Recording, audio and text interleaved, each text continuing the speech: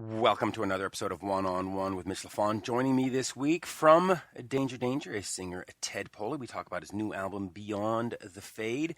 And on the other side of that interview, we've got Mario Di Riso from Frontiers Records. He talks about the label's 20th anniversary and some of the great music that the label has planned for 2016 and beyond. So, since we've got two interviews, let's get right into them. Here is the one, the only, Ted Poley. We are speaking with singer Ted Poley. The new album is Beyond the Fade. Ted, I bought the album actually from Japan, spent the $40 because I had to come in from $40. Japan. Oh my God, that's even a bigger ripoff than what I was selling it for. Right, but from Japan, of course, right? And it's a great sounding album. So let's get into it. Why did you decide that 2016 was the time to release new music? Because it's been about 7 years since anything. Solo records, yeah, or I guess, Danger Danger, Revolve, and then what have I done since then? I do so much work, with other artists and here and there, right.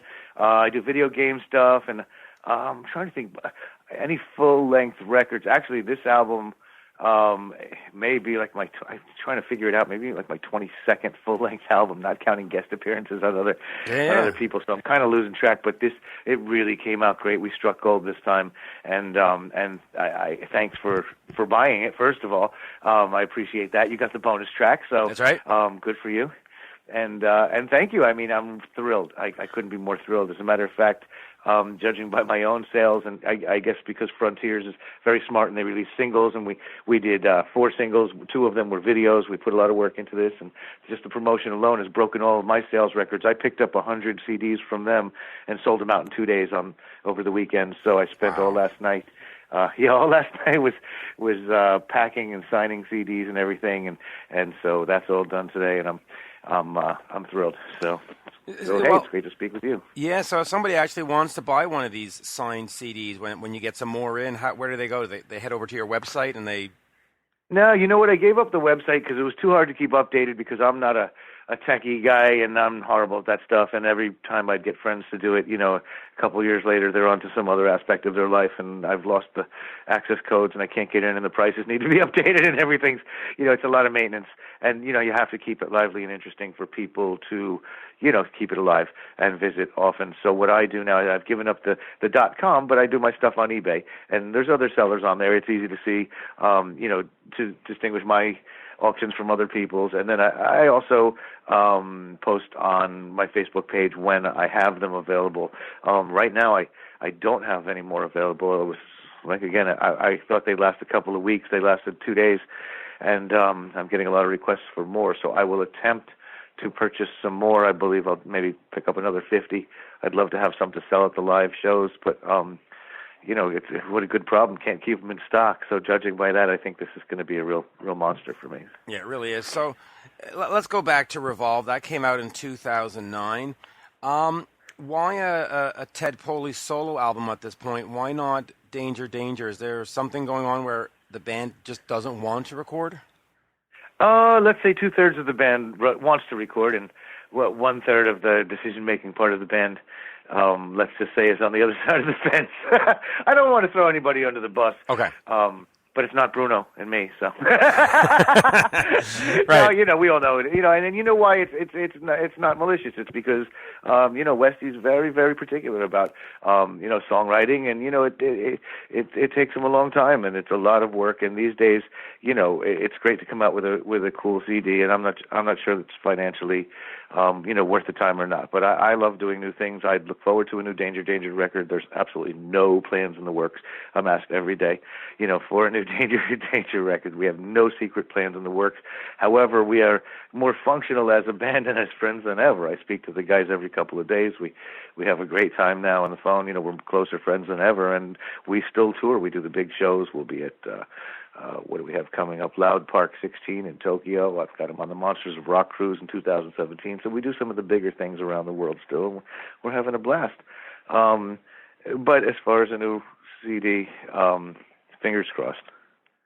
Fingers crossed. So let me recount my story of first seeing Danger Danger. It was on the Warrant tour. You were playing in the Rialto in Montreal, so I guess that would have been 89. That was literally our first show, and we had done like a secret, maybe sort of, I think 2 shows before that, maybe one for a record company, just not too many. But that was my first tour ever, first tour bus. It picked us up, and I believe that was the first night of the Danger Warrant tour. They were doing, Dirty, Rotten, Filthy, Stinking Rich or whatever. And we were doing our first record, and it was magical, man. We were both in our sort of playing our, first record every night, and it was my first tour bus tour, and we went all across Canada, really across Canada. I ended up getting chased by a drunken Indian in Edmonton, I think, and it was just all sorts of adventures. Almost hit a couple of moose, or what's the plural of moose? Meese? I don't know. Meese, right? Meese. Right. Well, it's like goose, geese, moose, meese. That seems logical to me. Yeah, but we had a blast, and it was just amazing. But we literally, I don't think I came home for months. When I came home, I had a little bit of a leaking pipe in my closet in my apartment. Everything I owned was ruined. But yeah, we went from Montreal that night so we could come up and specifically play for you, and then we went all through across, and then hit Vancouver at the end, and then we headed down. We actually had when we were in Seattle, we had the rare pleasure of having Alice in Chains warm up for Danger in Seattle, I believe it was, or maybe Oregon. I believe it was Seattle, which is kind of a fluky thing because then the tables were turned shortly after that. But at the time, nobody knew who they were, and they were warming up for us. Then we headed down the West Coast. Then we headed across. And, yeah, I was out on that first tour bus for just months, and it was just awesome. It really was, huh? And of course, But the best part, of course, was the first show with you. Right, because I made it magical, the whole thing. And of course, in 2016, I wouldn't even want Alice in Chains opening up for Danger, because to me, you're the better band, quite frankly. No, it's not about being better. It's about being alive, first of all. That's always a good thing, a good quality in a musician these days. And otherwise, it was a thing. But the grunge stuff, don't even get me started. I was not a big fan. So. Yeah, and as you look back now in 2016, the guys that are doing the festivals and the boat cruises and all, it's still you guys, because it's still fun. The Def Leppards, the Teslas and all. The 90s stuff, who wants to relive being depressed, right? Well, you never know. Maybe in another couple of years I won't be able to get on one of these ships, and it'll all be the monsters of grunge or something like that, which would be awful. But in my opinion, a lot of sponsors would be Excedrin and stuff like that. But I don't know. Not a big fan of the music. I think basically because of all that stuff, it drove them right back into our music. I've never done better personally. I've had more shows around the world than ever, booked through 2018 at this point. Got a lot of shows coming, and it's just been a lot of fun. I feel almost maybe like I've become, when I was growing up, first I loved, the Monkees when I was a kid, then they were out of it for a while. Then when I was into music, the Monkees were playing like the casinos and things and all of the, I feel like maybe I'm the Monkees now, but that's cool because I love to see the fans. They've grown up. We've got even, their kids and other younger fans coming in. So it's very diverse and it's just a weird, fun time. I didn't see it becoming as fun as it actually is now again. Yeah, it really has become a great scene again. So the first album, you do that tour with Warrant and all that, and everything's nice. You get back into the studio, late 90s, early 91, and you do Screw It. That album does well for you. And then that's when things start getting funny, right? Well, it wasn't so funny for me. I had a rough couple of decades after that. But, it was about 10 minutes to being over at that point while we were recording Screw It. We never quite got to our ballad. I Still Think About You would have, been done quite well for us. And, that's it. That was, they flicked the switch and it was to the off position and it was over. It was literally over right away. And then, of course, you do record the album Cockroach. And then what happens? I can't remember. I only remember positive things these days. I just remember there was a little bit of a delay for that to be released. Right. And somehow I showed up at work and there was another guy doing my job for a little while. But otherwise, I don't like to, look back at the negative stuff. I'm very positive these days. I'm positive that I don't like to talk about that. But no, yeah. I want to stay happy. You know what? It was, the band thought that they wanted to, survive to, get a little heavier. And I just sort of wanted to stay true to what I am because, I can only be more me. I can't really be anybody else. I'm kind of locked in at this point. So, but then, after a couple of years of stupidity, we all decided that it was better for the fans and better for us that we just do our thing. And since then, it's been festivals and it's just been a lot of fun. So. Okay, and I'll ask you the question. You can, of course, just refuse to answer it. But why did you want to block Cockroach after they changed the vocalist? Why not just say, okay, they moved on, let them hang themselves, let them, why not? It wasn't about hanging themselves. It was about trying to be paid for a lot of work, and I didn't mind being fired so much. But when you fire somebody in a real job, especially when you're a part or owner of that company, it should come with a bit of a severance pay, or at least something, or possibly a thank you or anything. And I was sort of, at the time, dismissed with a one-page legal letter. I don't like to go back at that, but that's the way it goes. And I don't blame the guys. They thought they were doing what they had to do, and that was just simply a legal procedure. If anybody's ever owned a partnership with two other partners, I was simply disassociated. Should have been unemotional. It's kind of unemotional on their part. Unfortunately, I was very emotional. I snapped back. I sued everybody. Part of that lawsuit was injuncting the release of that CD. It had nothing to do with somebody else singing it. I didn't even know at the time that they had snuck back in and had somebody else sing it. So that wasn't even part of it. I just didn't want it to come out till things were decided. Unfortunately, it took about 10 years to decide. And then it came out, but we're all older now. And yeah. Looking back, you know what? It would have been neat to have it come out knowing that I lost and didn't get paid a dime for it anyway. So, but at the time, you kind of think that the world is fair, and in the end, it's going to work out. And then you learn that, life isn't fair, but you just keep doing what you do. And thankfully, that's what I did. And we're all friends now. It all worked out great. I have the best of both worlds. I have a kick-ass solo career. I'm back with my friends in Danger. We tour all over. And honestly, I like it better like this. Everybody's happy. Yeah, and I got to say, as a fan, I'm sort of happy the way it played out, too, because the Cockroach album, as it is, with both vocalists and both discs, it sounds great. There really is a difference to how the songs are interpreted in both, and you can have a mood for both versions, and, hey, more Danger is always good, I think, so... No, I appreciate that, and I don't know all about that, but I do know it's a great package because you can listen to my disc and use the other one. It's like a coaster, so it doesn't leave rings on your furniture. So, no, and you know what? I wish Paul all the best, and he's got a new project with Bruno that I'm sure you're gonna touch on, and so we'll let that one go for later. But I wish them all the best, and honestly, me and Bruno and I traded our new CDs so we could preview each other before the world heard it. That's one of our advantages to being on the inside, and I thought it was really a good CD. It doesn't try to be Danger.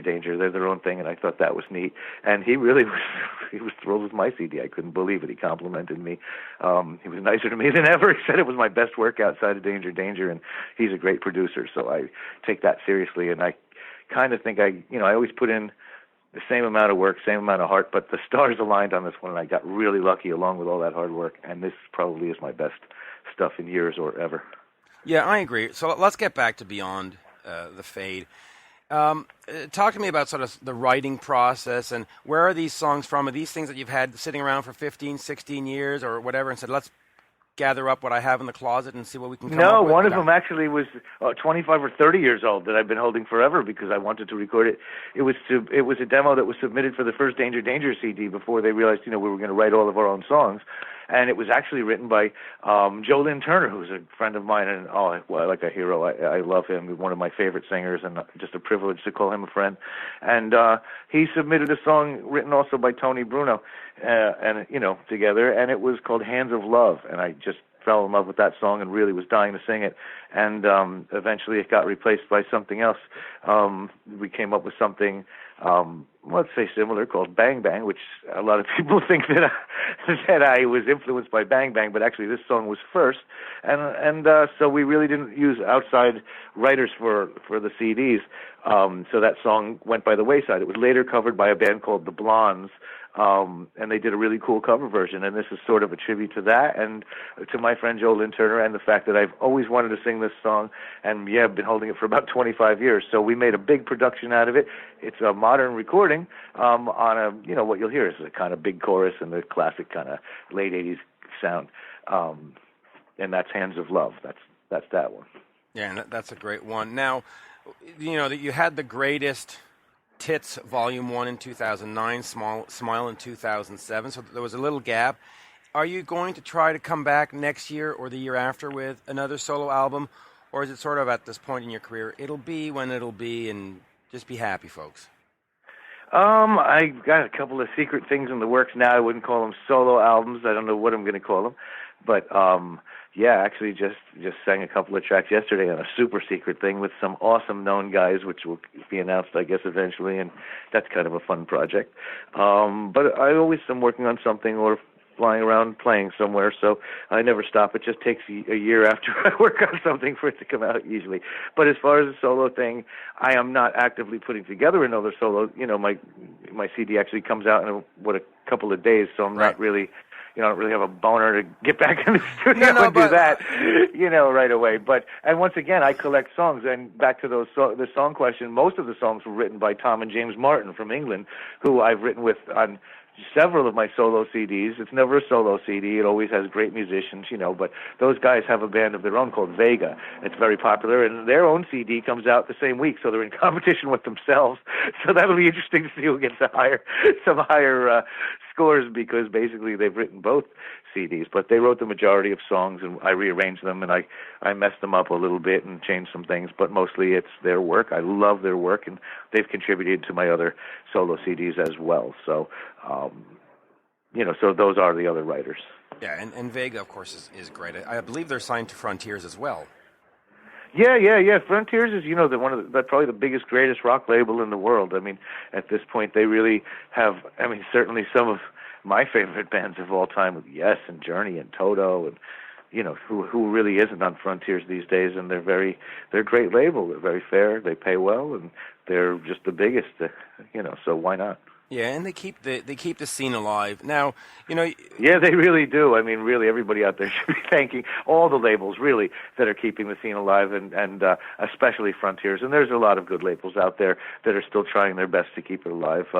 But yes, Frontiers is clearly a monster, Yeah, it really is. Now, of course, your voice is sort of your paycheck. I mean, you've done the Sega games, you've done Danger Danger, you've done these two songs that you were just talking about yesterday in Pleasure Dome and Poley Pitchler, right? Is that how you say it, Pitchler? Yeah, Poley Pickler, Poley Rivera, Poley, Soup du Jour, whatever. Yeah, so you've got these vocals all over the place, and that really is what you...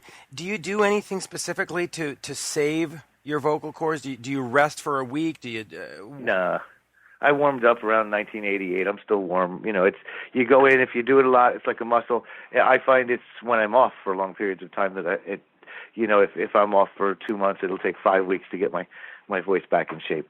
But now I'm working a lot, and especially between the live stuff, which is a huge, almost a strain on your vocals, but a fun strain because it's a great workout. And then when I do stuff in the studio, which is more sterile and more, it's got to be more surgical and very, perfect, with different tone, it's a nice combination, and it keeps me going. And fortunately, I've still got most of my high end here at the ripe old age of 54 years old. So you'll hear it on the CD. I can still hit the high notes, and I can. But I can yeah, vouch for it. I bought it, like I told you. It takes a lot of work. Well, thank you, and I appreciate that. Yeah, it's not easy at this age. I'll tell you, I'm a better singer than ever, just having the knowledge and having the experience.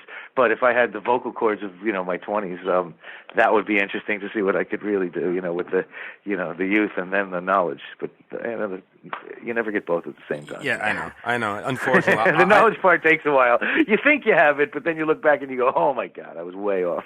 Yeah, especially when you're 15, 16, rocking around all cocksure, you go, "Oh, I'm king of the world." And you're 40, and you go, "Oh God, was I an idiot?"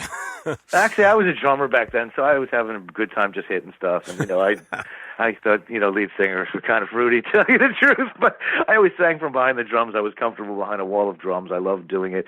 But then getting out front, took a little prodding from Bruno. But. Well, in fact, let me talk to you about being a drummer, because you had Alessandro Del Vecchio do the drums on the new solo album. I know you obviously can't sing and do drums when you're playing live, but when you're in studio, why not? Oh, no, you can. Well, no, you I can. do. Well, I wouldn't do these songs at this age. Right. Honestly, I couldn't do it because I just don't have the calluses built up anymore. I actually had to do a show. I did the 80s Invasion tour in 2013 with Enough's Enough and Bang Tango. We did 26 shows in a row on a tour bus, and it was brutal. But when we got to Canada, half of my band, I was borrowing Bang Tango guys, and some of the guys didn't get through customs, let's say, so I had to do one show, and the show must go on. So I actually drummed for the first time in I don't even know how many years, 15 years, and sang my set while drumming, and all of my skin came off. So that was a horrible idea. And, we had a great night, but I had a bad couple of weeks after that. Oh, I can imagine. And you're right.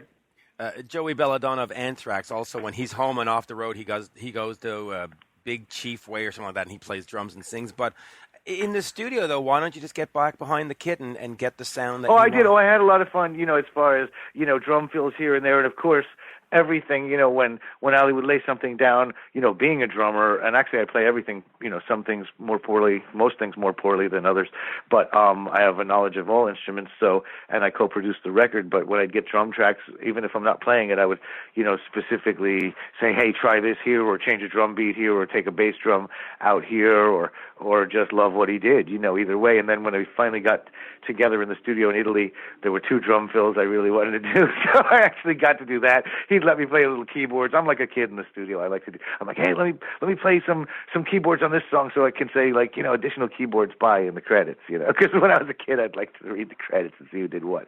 So he'd let me, he's a world-class keyboard player, and he'd stand there and humor me while I had to do a part 3 or 4 times, and just so I could say I actually recorded keyboards on my CD. But he was great, man. And so I did get to play a little bit of drums, a fill here or 2 fills, but a lot of that stuff was worked on together in pre-production and then recorded before I went to Italy to record my vocals. So I didn't get too much hands-on. Right. So that sounds good. Now we mentioned touring as well. Touring in the States and in Canada these days for bands like yourself seems to be somewhat complicated, and yet in Europe they're on all kinds of festivals. Even the Frontiers Fest and all. What is going on here? And are you trying to do more shows in the States coming up? What I'm trying to do? Less shows. Every time I get a show, it's a fly date, first of all. I don't go out with a tour bus. So I have, with my solo band, with Danger, it's a little bit easier. They're always fly dates anyway. So, but when I get solo fly dates, which I have an agent for just my solo stuff, I get gig offers, every day for certain things. Every time I get a serious offer, it's $2,500, and actually it's about $2,300 in flights. So the first thing it does is it costs me $2,300 on my credit card to throw down for flights. So it's very tough to get too many gigs. Right now I've got about 4 or 5 pending solo shows with like $12,000 running in tickets that I have to not yet been paid for these shows. So it gets very expensive with no tour support to play around, in the league where you're playing festivals all over the place, which fortunately I've worked myself into that position. But man, I feel like getting a United Airlines tattoo because I feel like I'm working for them. They're really making United Airlines and they're doing a good job. They're getting us there, but they're making more than anybody in my organization right now. So yeah, I can imagine. And of course, you did have that tattoo done live on stage in where was that? Italy, I guess it was. Or actually, the first one was Sweden. I did that one, and then I wanted to get into the Guinness Book of World Records as the first singer to ever get a tattoo during actually a live performance during a song. And I submitted it, and they accepted it as a first. But they said, we're not a book of firsts, so it doesn't count. So then I was going to go back, and I said, well, then the record is 1 so far. And they said, okay, for $700 you can resubmit. And I said, no, that's okay. I don't need to be in the book. I'm in enough books. But I thought it was really cool because actually a big Scandinavian newspaper actually did say that I was the first person to do that. So that was cool. But then I did it again in Italy. I got an Italian star. I did a Swedish flag star in Sweden and an Italian flag star in Italy. And now I'm running out of canvas. But I'd probably do it again. Kind of fun. The Ted and Tattoo tour coming up. Well, when you've been singing a song for like 25 years, it keeps it interesting for me then for 4 minutes. It keeps you on your toes when it's very painful, actually. But but it looks cool. Now, in terms of solo shows, are you actively booking, or are you sort of like, okay, let me just hold off here for a Yeah, bit. no, I've actually got an agency now that's kicking ass for me, and like I said, I've got more shows lined up now than ever. Just depending on what my credit card limit is here, I can book some more. I'll check today. Actually, I'll be playing a couple.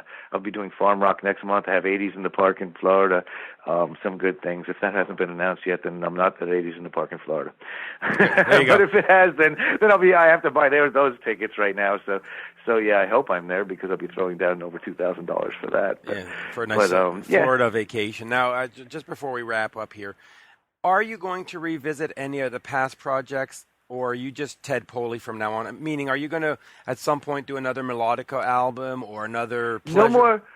No more Melodica. Pleasure Dome was actually a really cool CD. That was a one-off that had a goofy album cover, so people dismissed it a little bit, but it's one of the really coolest CDs, some awesome drumming, great musicians on that, and that's actually a very cool CD if you can find it out there. Melodica is over with. Let's see, what are some of my other projects? I mean, you got Danger. I mean, you got Danger live, but... Yeah, between Danger and my solo stuff, it's pretty cool. But I'm working on one secret project that I'm not sure what to do with yet. I would love to bring it out under the Bone Machine name again because it's really cool and I love that band. And I am working with Pete Ruello, the bass player from Bone Machine. He's in my solo band in the U.S. now, so it's a lot of fun. But I think I'll just be me from now on, and also Danger, and that's less confusing for everybody. And then after having said that, there are some secret projects coming out under other band names, so I'm just working. I'm having a blast, and it's good music, so...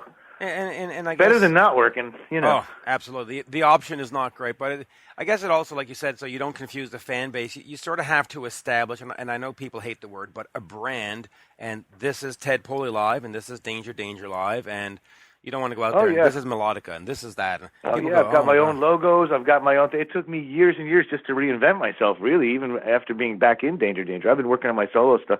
I don't even know when was that first.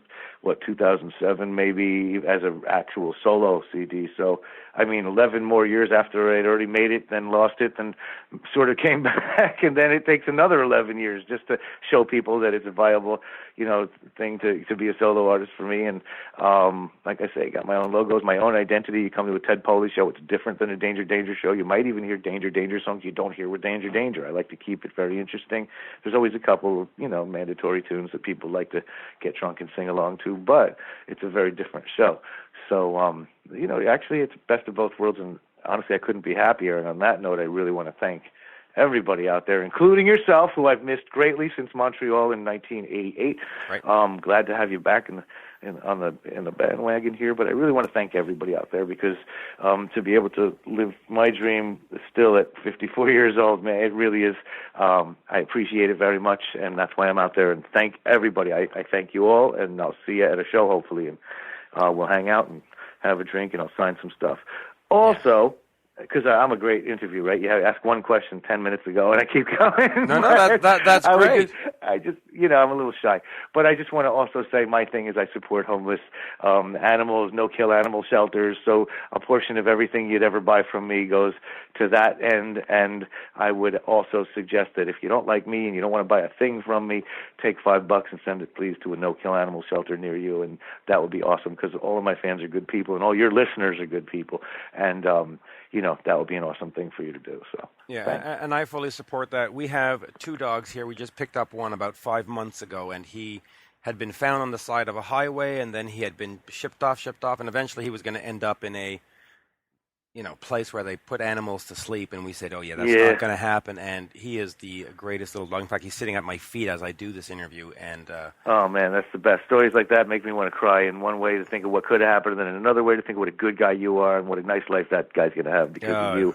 And people should listen to that story and and go out and hey, listen, it's not always for everybody. Actually, that's how it ends badly. It's not always for everybody to go out and pick up a dog or something, and then you end up in a bad position, and the dog's or a cat's in an even worse position. But money is always good, and money can buy happiness for these homeless, animals. these animals. So yeah, if you can't, and I understand I'm running out of room myself. I think I'm on we got number 7 rescue cat right now. So I'm like living in a zoo. I love them, and boy, when you sleep at night and they're piling on, it's kind of fun. But honestly, yeah, I have to give money now because I can't take any more myself. So money does help. So give it, and you're good people, and I thank you. Absolutely. And if you want your heart broken, I just spent 4 days in New York, and this dog, according to my wife, sat at the front door staring at it the entire 4 days until I walked back in. So see, where else?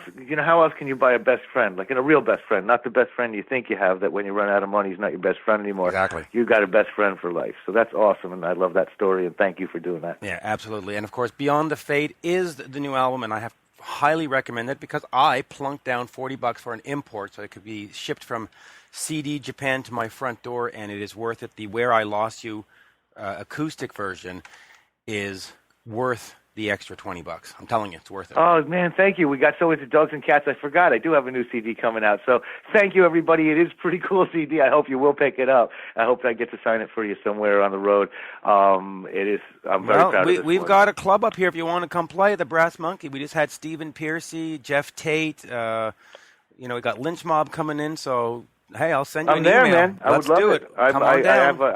I have bags that are constantly packed from the last gig. I come home, I drop on the floor, and as soon as I'm ready to leave again, I throw everything in the laundry, put it back in the bag. So I'm packed, man. I'm ready to go. What is Brass Monkey? The Brass Monkey, and there's a Ottawa location, and there's a venue out in Toronto. You want to come and do a 2-night run up in Canada, I can set that up. I'd love to. You know what? Yep, I've got my agent now, and I'm going to get on a Brass Monkey. You'll be hearing from my agent. There Absolutely. You go. Thank you, Ted. Always a pleasure. Thanks for the tip. Thank you very much, and everybody out there, rock on. And there you have it, folks, my interview with Danger singer Ted Poley. His new solo album is Beyond the Fade. I bought it, and I certainly do recommend it. It is a fun album, great for the summer.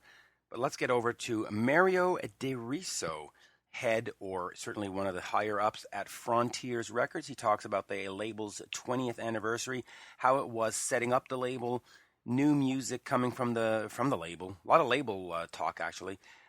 Great chat. I think you'll find it very educational, for the lack of a better word. So without further ado, here is, from Frontier Records, the one, the only, Mario De Riso. We are speaking to Mario De Riso from Frontier Records, and I got to say, Mario, first of all, welcome, and a pleasure to talk to you.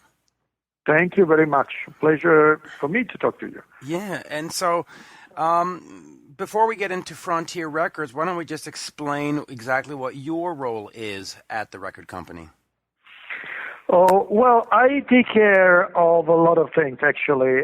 Mainly, I take care of label management, which means that I take care of everything that pertains to the marketing of the album, which includes, how scheduling of the release, servicing of the release to distributors, and preparing all the press materials that go to the promo offices, and of course, making sure the artist is aware of all the label's activities for the promotion of the album.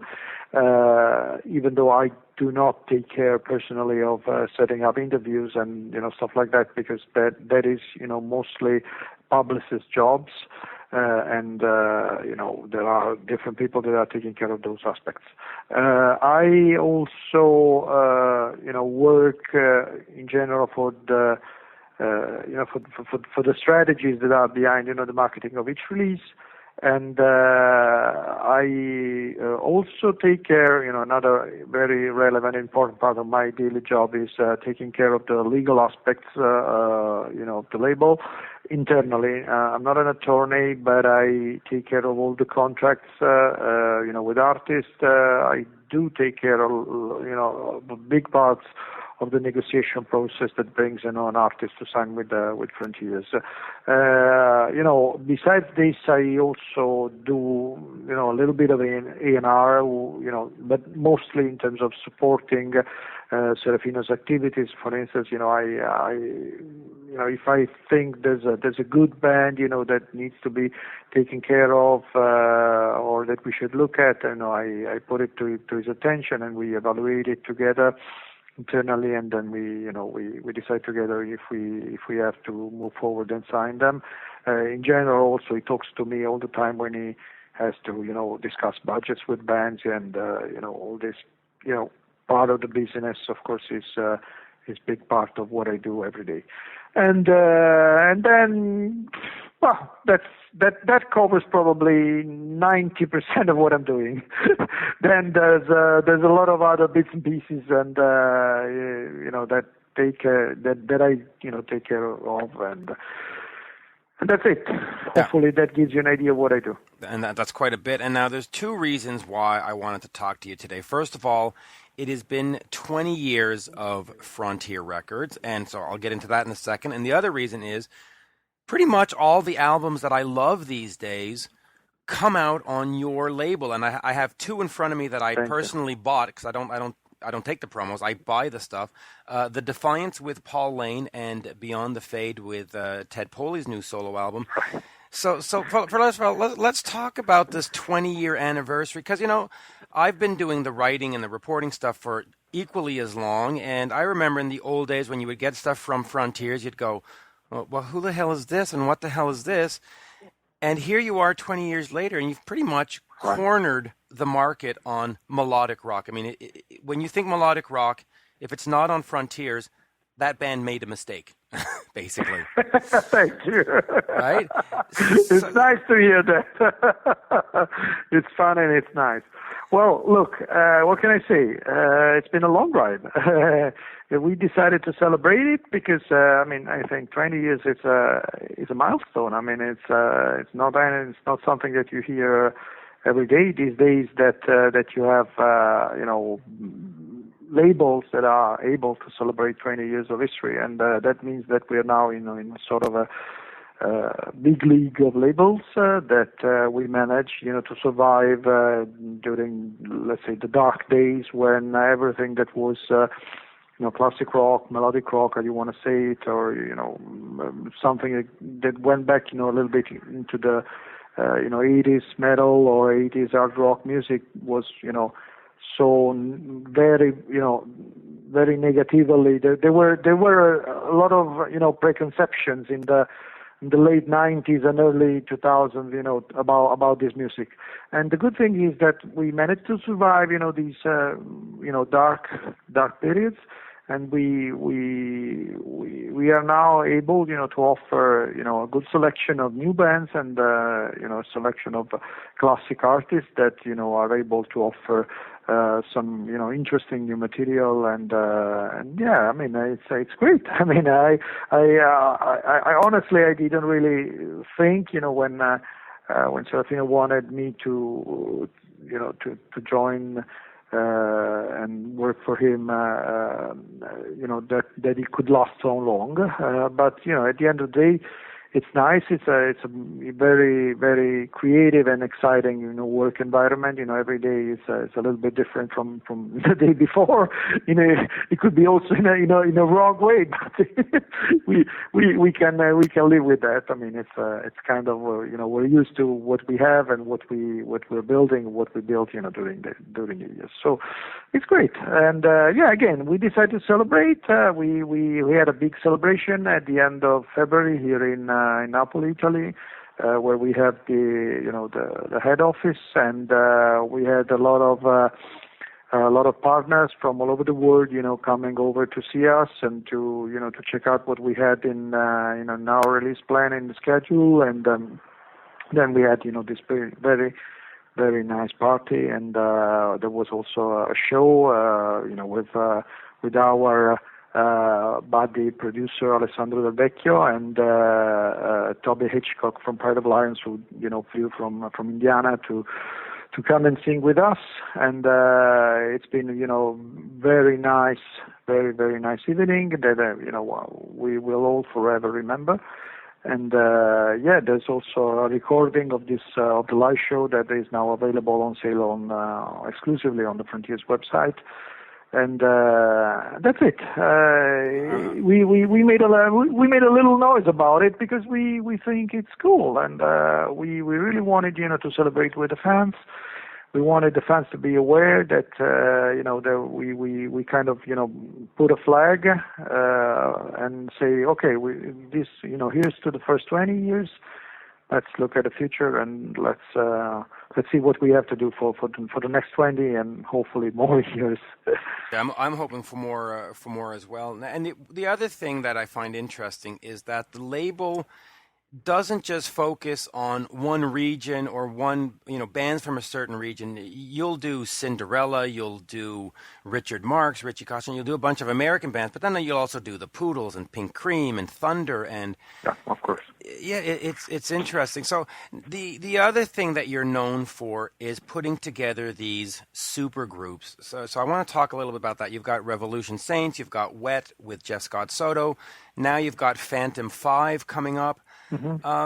Talk to me a little bit about why you want to take these different players and throw them into super groups all the time, because a lot of times it's one-offs, but they're always great albums. So whose concept is that? And just talk to me a little bit about doing that. Well, the basic concept is that when there are several aspects that have to be taken into consideration.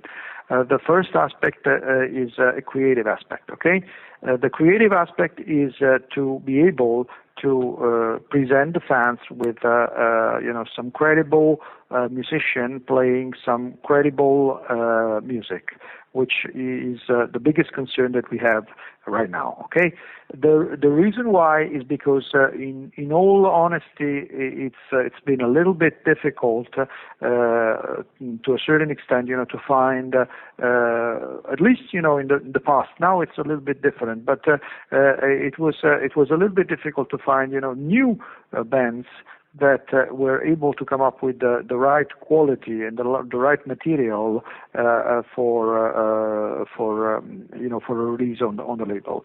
So that was the first thing. Secondly, because we really think we put ourselves in the fans' pants. Okay, so we tend to be extremely stuck on certain albums and releases which we have probably listened to for a few thousand times in the past. So for some reason a lot of those artists have been unable to have a regular production of albums in the past few years.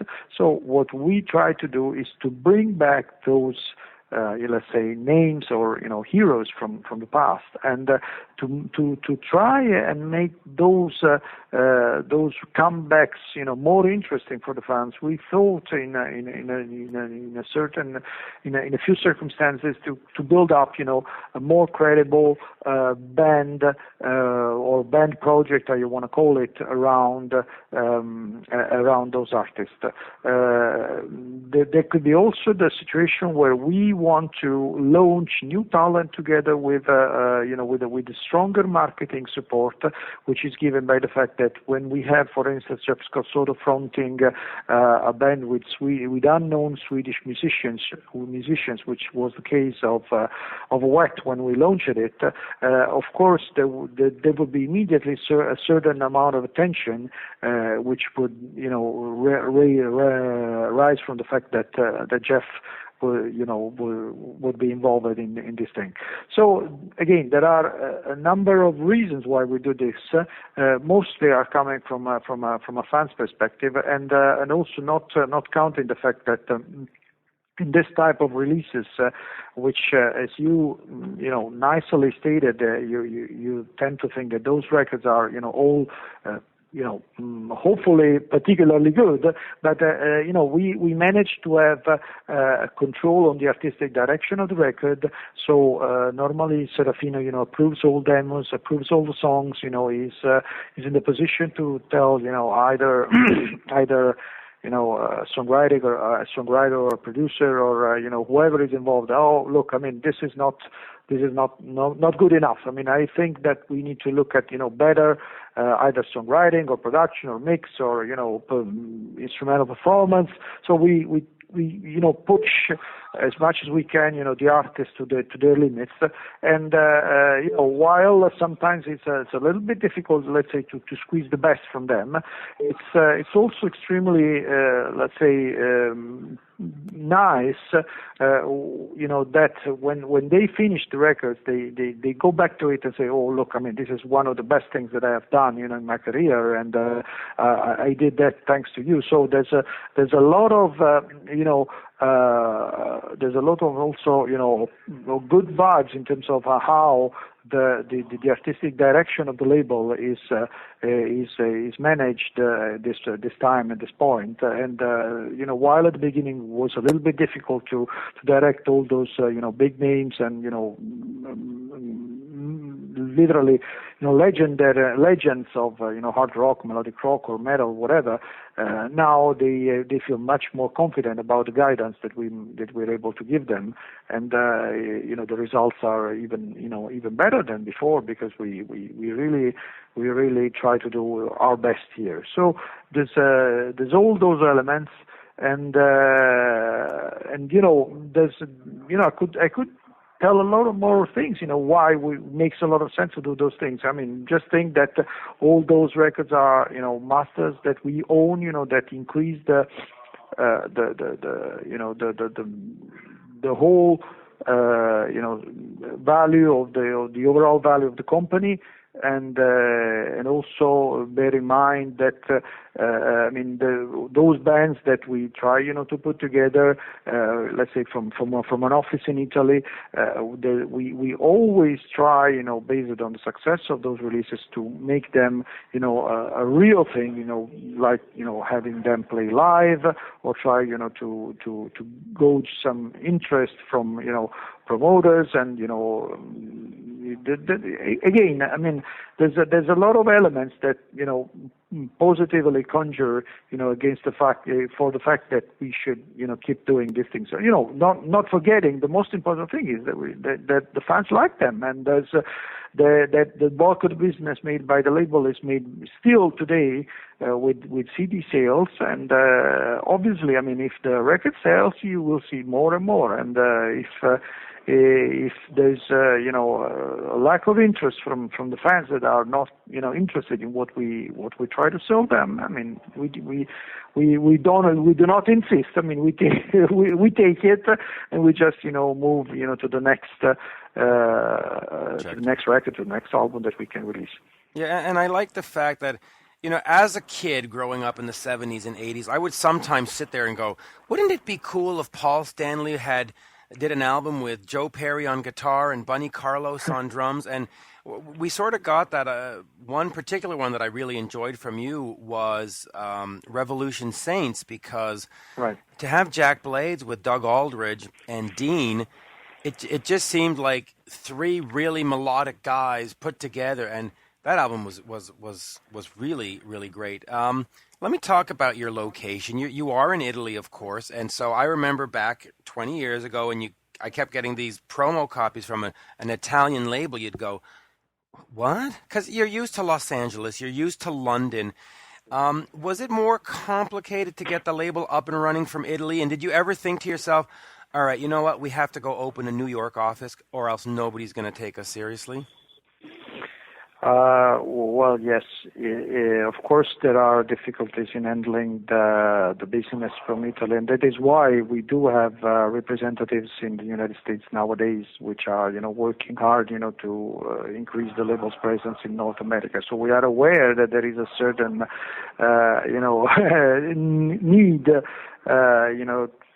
of a sort of a physical presence of the label in certain areas and certain territories. So I mean that is why, I mean, since I think, when was that, 6 years ago, we decided to have someone working for the label in the United States, in the New York area. So at this time, yes, we do have someone over there, and certainly, to answer your question, yes, it was very difficult. I am totally aware that it's a very weird, to consider that, a certain label from, very peripheric place in the in the rock world at least, is trying, to sell classic U.S. hard rock to the U.S. fans. It's very exotic, probably, but that's the way it is. And what can we do? I mean, I've been listening to this music for forever.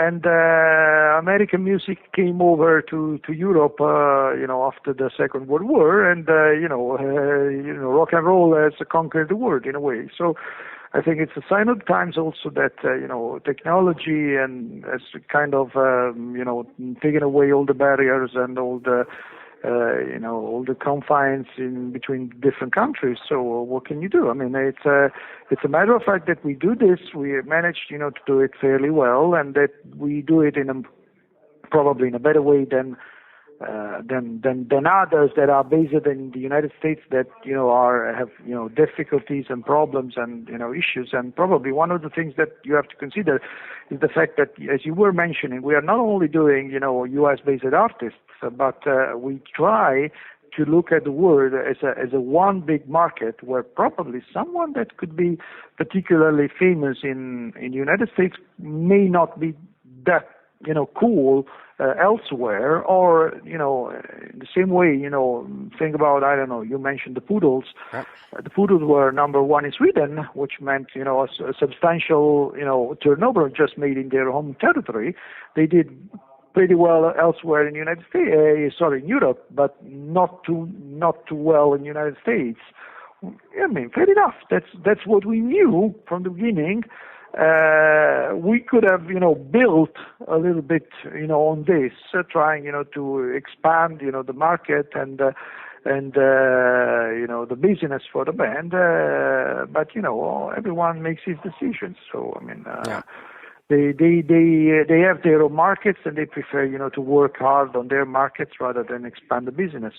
So I mean they made decisions. So but there are again other bands that think forward, look forward, and in this perspective also for instance just mentioning Eclipse. I mean we've had excellent sales with their last albums also in the United States, so it's a band that is growing over there as well. Yeah, Eric Martinson is a phenomenal talent. And one of those other bands that you had on the label at some time was both Bose and Marley and, of course, Thunder, which, 25, 26 years in Europe selling out stadiums and club shows. And in Canada, nobody knows who they are, unfortunately. And, of course, you can't just ignore a band like that. Let me look at some of the recent releases that have touched me, which I just think are brilliant. I'll get a few words on that. The new Defiant with Paul Lane. If you can, just give me a couple of words on that, and I'll give you 5 albums to give me a couple of comments on. But let's start with the Defiance.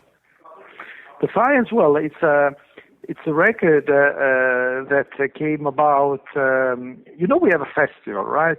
We have a festival in Italy, which I need to go to, and it just happened. That was basically something that came after the first festival when Danger came.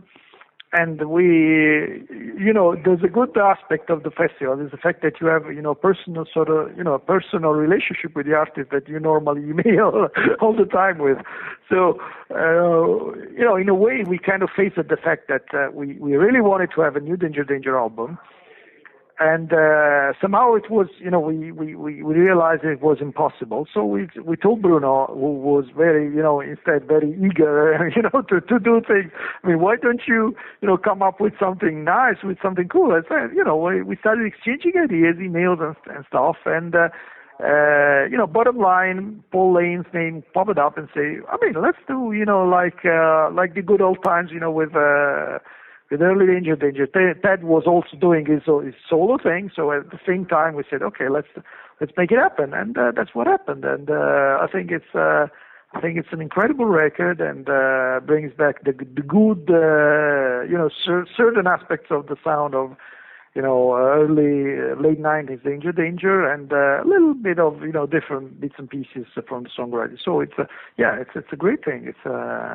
It's a great record. I agree with you. I was actually surprised, how good it turned out. Yeah, it turned out fantastic, and we all hope that Danger gets back to doing music. I know one member is more reticent about it, but whatever. Yeah, you got it. Yeah, you know it right. We know the story. We know the story. You know the story. Yeah, I think two or three of the guys. It is like it is. You know what? I mean, we work hard. We really try. Hopefully we'll get there, but it needs time. You need to go and okay, let's do it or whatever. So what can you do? Hopefully they will change their mind. Hopefully, but I cannot promise anything. Hopefully he'll change his mind. But anyway, Ted Poley, Beyond the Fade. Yeah. That one is coming out this month in May. But because I got it, Coming out on Friday this week. Yes. Yeah, coming out Friday this week. Talk to me a little bit about that one. That is another home run. I mean, it is strong from top to bottom. It is another record that came out basically from the festival. Again, we sat down with the guys. They wanted to work. They wanted to do things. You know how the situation with Danger is. And, Ted was, really willing and said, I want to do things. I have, a few good songs that Tom and James Martin wrote for me. So, I mean, he also had a song that that he wanted to use from Julian Turner. Okay, I mean, let's make it. And we had, we introduced him, at the festival to Alessandro, who's the same producer of Revolution Saints, and then things working pretty well, I guess. I mean, Ted came over to Italy and. He did, the recording of the vocals in about, 10 days or something, and he also played a couple of shows here. So we shot the videos, and it was, smooth, painless, and again we worked, to select the best songs, and I think that he has, compared to, to Defiance, where you have. A sound which is more reminiscent of what the band did in the period where Ted was not in band. Ted has a more melodic approach, to the music, so he wants to go more in the, say, AOR, style, and a little bit more 80s sound, and, I think he managed, to present it, really well with that. Yeah, absolutely. And, of course, now we're talking about one of those bands that has more of an impact in Europe, but Treat, Ghost of the Graceland, a lot of folks are saying it's their best album ever. Talk to me just quickly about Treat. Well, Treat is one of. It's a great band. We are particularly happy that they managed, to stay together to do this new record because, at a certain time a couple of years ago they announced that they wanted to split up. So, I think these guys are absolute talent and truly the best to come out of Sweden in terms of, classic and melodic hard rock. And what can I say? I mean, it's a record that manages, to melt the modern production techniques with the classic, 80s taste for melodies and, hook liners and big guitar riffs. So there's like 50%, classic rock and 50%, 2016 and, totally, contemporary style of production. And a major wall of sound, incredible hook liners from the first song until the last. And for me, it's one of the top bands that we have on the label. And hopefully now they have again. We had a good meeting with them at the festival. They have very good vibes. They want to keep doing records now. So they seem to have overcome all the difficulties they've had. So it looks like that we'll have more and more, great Treat albums. Right. So we're in for a treat, as we say over here. There you go. There you go. And then I'll finish with these two newer bands. The Treatment, the new album, of course, Generation Me. That is another album that is strong from the first song to the last song. Right. So talk to me about that, and then maybe add in a little bit about, is it more difficult, in fact, it has to be more difficult to promo a new band and get them the attention from the media and get them the attention from fans. So why take a chance on a band like The Treatment? Yeah, it's more difficult because you need to work a little, certainly harder. You need to try to work on all aspects for the band, to try to cover all grounds, and you need to literally expand the budgets, as much as you can, to expose the band and put them, to the attention of, say, radio, TV, web, everyone. Now they are touring the United Kingdom, and they have absolutely to find ways, to tour outside the United Kingdom, where since they put up an amazing live show. They smoke live, truly. And if you like the album, then you get live. It's a totally different experience. I tell you, because I've been just enjoying one of the shows just a few days ago, and wow, it's just kick-ass rock, good hard rock music. It's simple stuff. Nothing new, but still they have a contemporary edge, which makes it a little bit special and more interesting. And of course, it's AC/DC. The way that Angus and these guys told everyone a few decades back. But still, it's a strong songwriting and very, very, very good music. Really, it was really great, actually. And by the way, just before I get to the last record, I noticed also. I not that I noticed, but I know that you also do Honeymoon Suite and Harem Scarum and stuff. And as a Canadian, I just want to say thank you for letting other folks know that we have some great music over here as well. And hopefully, we'll see more from those bands down the road too. Well, Harem Scarum are working on the new album, that I can say for sure. Also, Honeymoon Suite. Both are working on the new material. And I speak to, in fact, I'm going to be with Darren from Harem Scarum on the 14th, which I guess is this Saturday. He's doing a show in Montreal, so I'm going to go and say hello and hang out with him there. And, say hi to him. Yeah, I will. He's doing the Dio tribute, the Dio Years tribute, and he's playing, so I'll go say hi to him. And then lastly, Eric Martinson and Eclipse. Now, Armageddonized came out last year, but now there's the deluxe edition. Another strong album. You work with Eric on other projects as well. Just talk to me a little bit about Eric himself and Eclipse. Well, Eric is obviously one of the most talented songwriters that are signed to the label. We have he's not only a great songwriter, but also an excellent producer. And as you know, obviously from listening to the Eclipse album, he's also an awesome singer. So he seems to be extremely gifted, artist. And what can we do? We end up, if we need, some really good song, to round up a record, we have to send him an email and say, do you have anything, for this or that band? And, he comes up with something really strong. Well, look, Eclipse is a band that is particularly dear, to Frontiers, because it's a band that we basically took from nothing. They did a record with Z Records, with a dodgy Z record, a dodgy label from the United Kingdom, and they came out from that agreement and were looking for another label.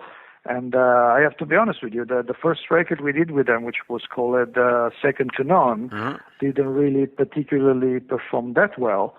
So we were really a little bit unsure whether we wanted to continue or not with the band, even though we liked the music. What Eric did was, give me the chance. I'm going to write and record another record, and if you are going to like it, you will do it. Otherwise, just do something else. And Fate wanted that they came up with "Are You Ready to Rock," which was to date I think it's a great record. I started really paved the way from what Eclipse are today. And from there, it's been a constant growth. There was a growth, in the band, in the songwriting, in the way the band, took sort of perception of themselves, And in addition, of course, there was also the element that exposed Eric with Wet, which was, a big success for the label. And, gave, where Eric and Magnus the exposure of, of a bigger crowd, of course. And, then from there, Eclipse, started to become a little bit more serious, thing for the label. And evidently, the last two records were, very good sellers in Sweden, in Scandinavia in general, and also, bubbled under the top 100 in United Kingdom and in Germany on the week of release. And I think the next record we have to get into the charts on those territories. And as I said, we have nice movements in the catalog in the United States. So it's a band that definitely is improving the reputation. They now have a much better live show to present the fans, and they are a very credible band.